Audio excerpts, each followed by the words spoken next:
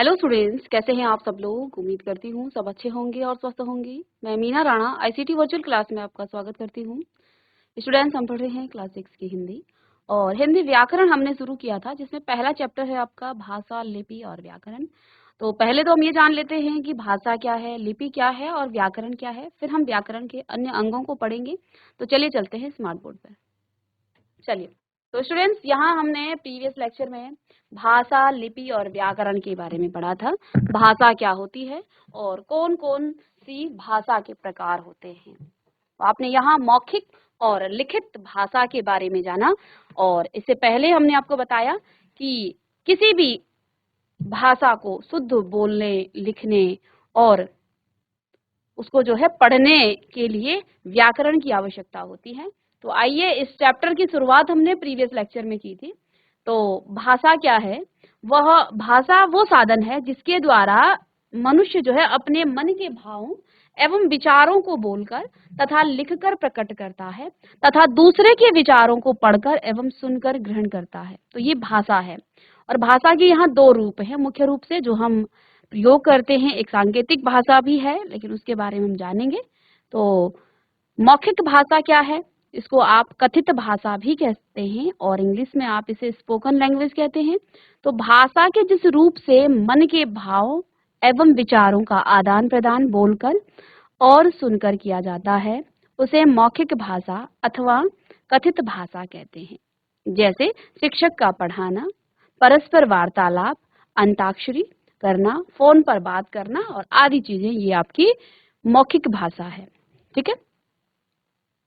भाषा का अब देखिए, मौखिक भाषा जो होती है वो सरल रूप से सीखी जा सकती है। आप उसे सहज रूप से सीख सकते हैं, जैसे कि आपने अपनी मातृभाषा को बिना किसी मेहनत के ही आप सीख चुके हैं। आपके घर में जो भी भाषा बोली जाती है, आपके माता पिता, आपके आसपास के लोग जिस भाषा में बात करते हैं, उस भाषा को सीखने में आपको कोई प्रयत्न नहीं करना पड़ता है, बल्कि आप सहज रूप से उसे सीख जाते हैं। एक बच्चा जब जन्म लेता है, जिस भी परिवार में, चाहे वो जिस भी क्षेत्र से हो, वो अपने घर की भाषा स्वतः ही सीख जाता है। फिर आती है आपकी लिखित भाषा, रिटन लैंग्वेज। तो भाषा के जिस रूप से मन के भावों एवं विचारों का आदान प्रदान लिखकर और पढ़कर किया जाता है, उसे ही हम लिखित भाषा कहते हैं। ये हमने प्रीवियस लेक्चर में पढ़ा था। जैसे कि शिक्षक का श्याम पट पर लिखना, समाचार पत्र पत्रिकाएं, छात्रों द्वारा पत्र लिखना, कहानी लिखना, फैक्स आदि जो हैं लिखित भाषा के उदाहरण हैं। और लिखित भाषा को प्रयत्न पूर्वक सीखी जाती है, यानी कि जब भी आप लिखित भाषा सीखते हैं तो आपको प्रयत्न करना पड़ता है। तो जैसा कि हमने कहा था कि जब बच्चा भाषा तो पहले ही सीख चुका होता है, लेकिन उस भाषा को उसे लिखना नहीं आता है, तब जाकर कि वो 3 साल में जब वो स्कूल जाता है, तब उसे वहाँ पर भाषा सिखाई जाती है। और भाषा की सबसे छोटी इकाई है वर्ण। हिंदी भाषा की जब हम बात करेंगे, वर्ण। और अंग्रेजी आप पढ़ते हैं तो अंग्रेजी के अल्फाबेट्स आप पढ़ते हैं। तो ये जो है लिखित रूप, जो लिखित भाषा है, वो अधिक महत्वपूर्ण है, क्योंकि इसके द्वारा हम अपने विचारों को लाखों लोगों तक पहुंचा सकते हैं। अब आपके पास जो भी किताबें हैं, आप किसी की जीवनी पढ़ रहे हैं, तो लाखों लोगों तक आप उस लिखित भाषा को क्या कर सकते हैं, दूसरे तक पहुंचा सकते हैं।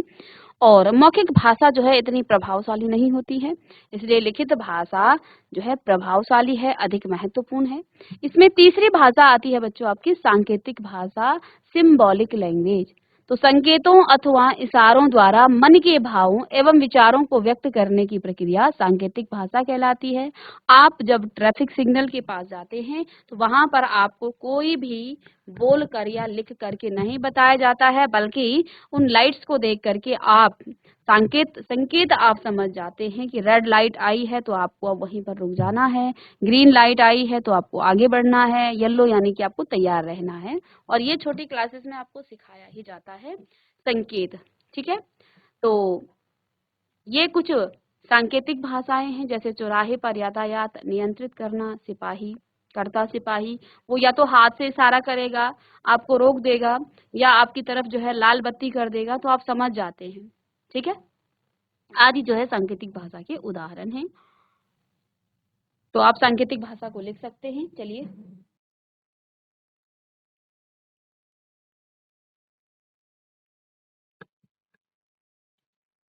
तो चलिए स्टूडेंट्स, यहाँ आपने 3 तरह की भाषा सीखी, मौखिक भाषा, लिखित भाषा एवं सांकेतिक भाषा। तो 3 भाषाओं के बारे में बच्चों आपने जाना। तो चलिए, तो हमेशा सांकेतिक और सांकेतिक भाषा को हिंदी भाषा में जो है इसका वर्ग, इसका रूप क्यों नहीं दिया गया है? क्योंकि संकेतों के माध्यम से हम अपने विचार दूसरों तक नहीं पहुंचा सकते हैं। देखिए, कुछ मामले में हो सकता है, एक बात तो आप कह सकते हैं कि आपको रुकना है, आपको जाना है, लेकिन आप सारी बातें संकेतों के माध्यम से नहीं समझ सकते हैं। इसके लिए हमें भाषा के लिखित अथवा मौखिक रूप का ही सहारा लेना पड़ता है। इसी कारण सांकेतिक भाषा को व्याकरण में स्थान नहीं दिया गया है। तो देखो, हमने सांकेतिक भाषा आपको समझाई जरूर है, लेकिन हिंदी व्याकरण में आप सांकेतिक भाषा को नहीं पढ़ते हैं। विश्व में अनेक भाषाएं प्रचलित हैं। प्रत्येक देश की अलग भाषा होती है और इसके माध्यम से वे अपने भाव तथा विचार दूसरे देश के नागरिकों के सामने व्यक्त करते हैं। जैसे अंग्रेजी, जर्मन, रूसी, फ्रेंच, हिंदी, चीनी, स्पेनिश आदि भाषाएं अलग अलग देशों में बोली जाती है और विश्व में अंग्रेजी का प्रथम और हिंदी का दूसरा और अन्य भाषाओं का तीसरा स्थान है। तो हमारी हिंदी भाषा भी जो है विश्व स्तर पर जो है टॉप में है, यानी कि दूसरा इसका नंबर है। और पहली जो भाषा है, यानी कि बहुत ज्यादा बोली जाने वाली भाषा, आपकी अंग्रेजी है। तो चलिए, अब भारत की कुछ भाषाओं के बारे में, ये हिंदी के की दृष्टि से और साथ में आपको एक जनरल नॉलेज भी अपनी भाषा के बारे में होना चाहिए कि हमारी भाषा जो है, हमारे भारत देश में कौन कौन सी भाषाएं बोली जाती है। आप जानते हैं भारत में विविध भाषाएं, विभिन्न प्रकार की भाषाएं बोली जाती हैं। यहाँ अनेक जाति, धर्म, संप्रदाय के लोग यहाँ रहते हैं और हम अनेक होते हुए भी एक हैं। तो सब अलग अलग भाषाएं बोलते हैं, हर राज्य में अलग अलग भाषाएं हैं, लेकिन हम भारतीय एक हैं। तो हमारे भारत देश में कौन कौन सी भाषाएं बोली जाती हैं? तो आप जानते ही हैं, भारत विविधताओं का देश है। अलग अलग विविधताएं, अलग अलग कल्चर यहाँ पर है। सांस्कृतिक रूप से जो है ये अलग है। हर स्टेट की, हर राज्य की अपनी अलग अलग परंपरा है। राज्य में भी देखेंगे आप, हमारे उत्तराखंड की ही बात करें तो यहाँ पर भी आप देखते हैं, हमारा जो उत्तराखंड है 2 मंडलों में ये विभाजित है, कुमाऊं मंडल, गढ़वाल मंडल। अलग अलग रीतियां हैं, लेकिन फिर भी हमारा देश एक है। तो भारत विविधताओं का देश है। यहाँ पर अनेक जाति व धर्म के लोग रहते हैं। यहाँ अलग अलग भाषाएं बोली जाती हैं, जैसे महाराष्ट्र में मराठी, बंगाल में बंगाली, असम में असमी, केरल में मलयालम, तमिलनाडु में तमिल, गुजरात में गुजराती आदि हमारे देश में बोली जाने वाली ऐसी 22 भाषाओं को संविधान में मान्यता प्रदान की गई है। और इस बात को आप अंडरलाइन करके नोट करेंगे, और बहुत इंपॉर्टेंट चीज है ये, आपको पता होनी चाहिए। आप हिंदी भाषा पढ़ रहे हैं तो आपको ये पता हो कि संविधान में कितनी भाषाओं को मान्यता प्राप्त है।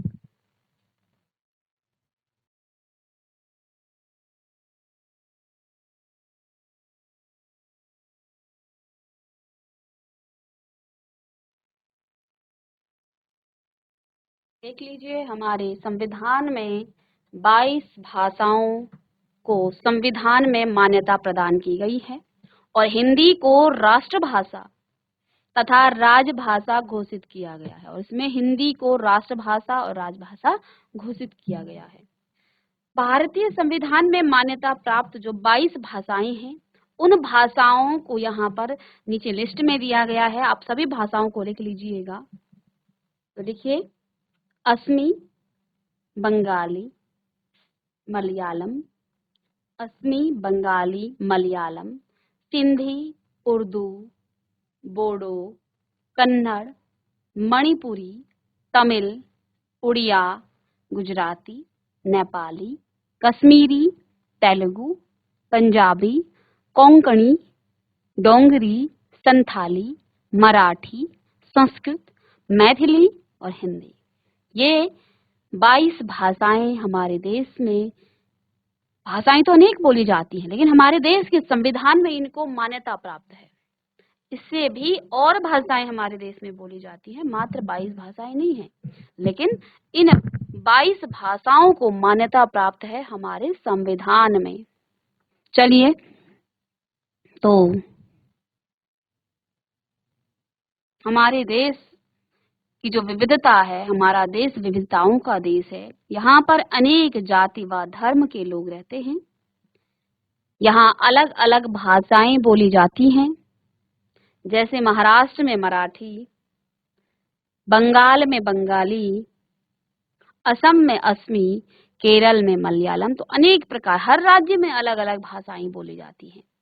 ठीक है, और इन भाषाओं में 22 भाषा हमारे संविधान में मान्यता प्राप्त है, 22 भाषाओं को। चलिएगा, नोट करेंगे आप।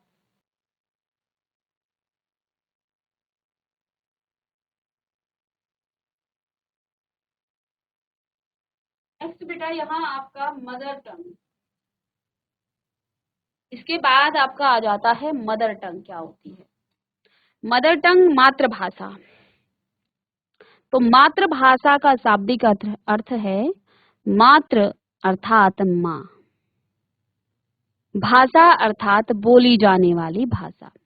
तो माँ द्वारा या परिवार द्वारा बोली जाने वाली भाषा, बच्चा जिस परिवार में पलता व बड़ा होता है, उसी परिवार में बोली जाने वाली भाषा को सबसे पहले समझना और वह बोलना सीखता है।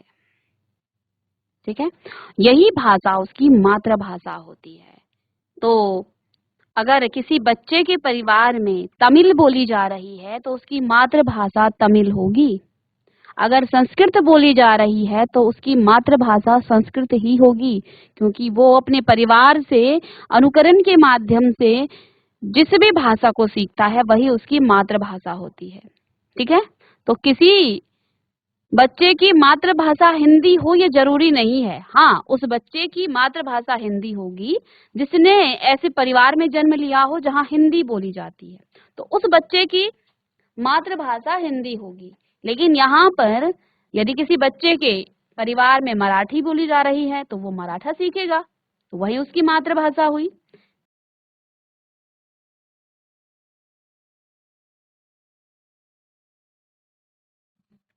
ठीक है, तो मातृभाषा आप समझ गए। मातृभाषा जो आपके परिवार में, आप जैसे उत्तराखंड से बिलोंग करते हैं सभी, तो कई बच्चे इसमें कुमाऊं मंडल के होंगे, उसमें कुमाऊं बोली जाती है।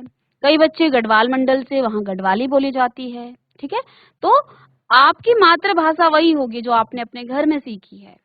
ठीक है, चलिए, इसके बाद है आपकी राष्ट्रभाषा, नेशनल लैंग्वेज।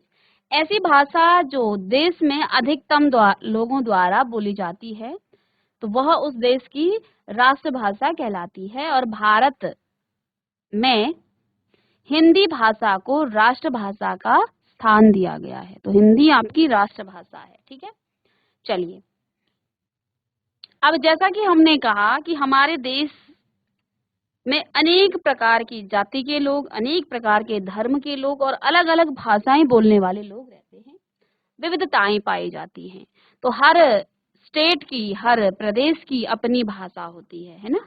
तो आइए यहाँ पर हम प्रादेशिक भाषा, स्टेट लैंग्वेज समझ लेते हैं। तो किसी प्रदेश में बोले जाने वाली भाषा को ही आप प्रादेशिक भाषा कहेंगे। जैसे आपका प्रदेश हो गया, कश्मीर में कश्मीरी बोली जाती है, कर्नाटक में कन्नड़ बोला जाता है, केरल में मलयालम, पश्चिम बंगाल में बंगाली, आंध्र प्रदेश में तेलुगु, पंजाब में पंजाबी, उड़ीसा में उड़िया, तमिलनाडु में तमिल और हरियाणा में हरियाणवी, उत्तर प्रदेश में हिंदी और महाराष्ट्र में मराठी, गुजरात में गुजराती, मणिपुर में मणिपुरी, असम में असमिया, गोवा में कोंकणी या मराठी।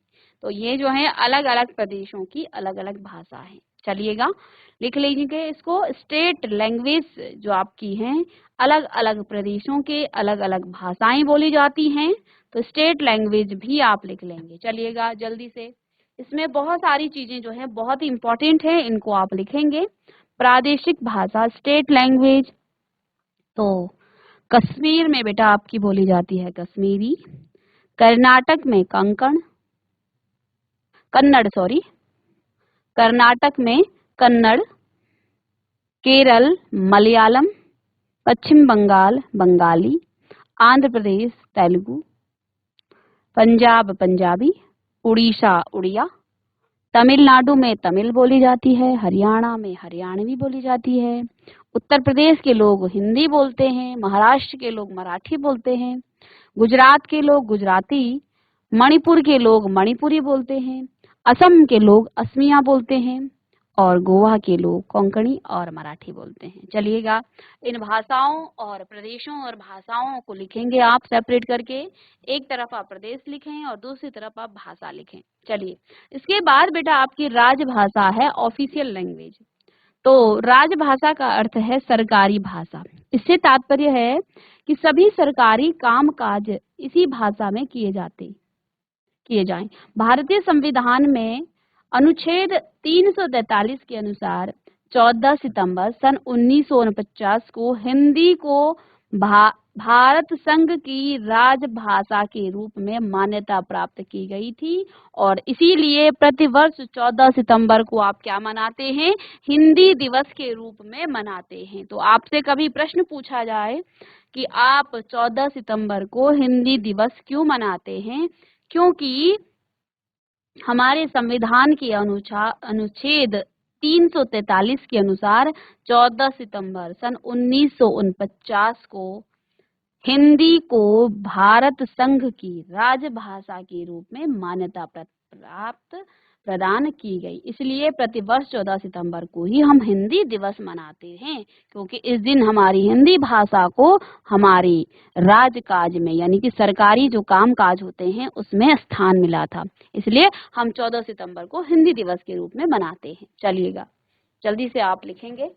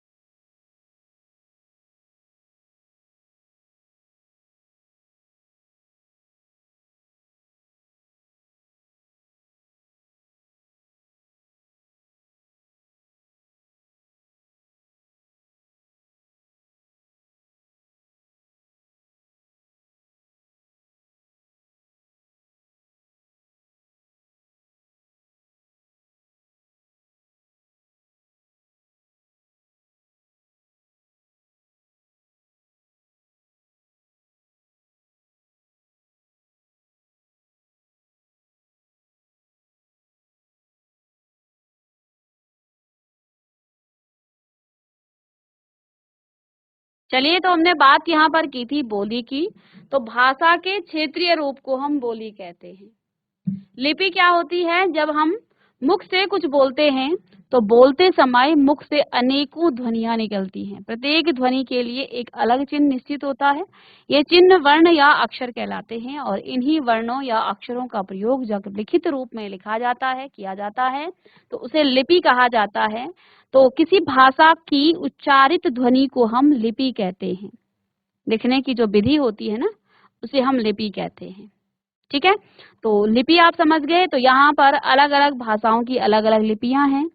तो हिंदी भाषा की जो लिपि है वो देवनागरी है, फ्रेंच की रोमन है, उर्दू की फारसी है, साथ में आपके संस्कृत की देवनागरी है, जर्मन की रोमन है, बंगाली की बांग्ला है, अंग्रेजी की रोमन है, पंजाबी की गुरमुखी, मराठी की देवनागरी। तो ये अलग अलग भाषाओं की अलग अलग लिपियां हैं। और साथ में यहाँ एक नोट करेंगे कि देवनागरी लिपि का विकास जो है वो ब्राह्मी लिपि से हुआ है और ये जो लिपि है ये लिखी जाती है बाएं से दाएं ओर।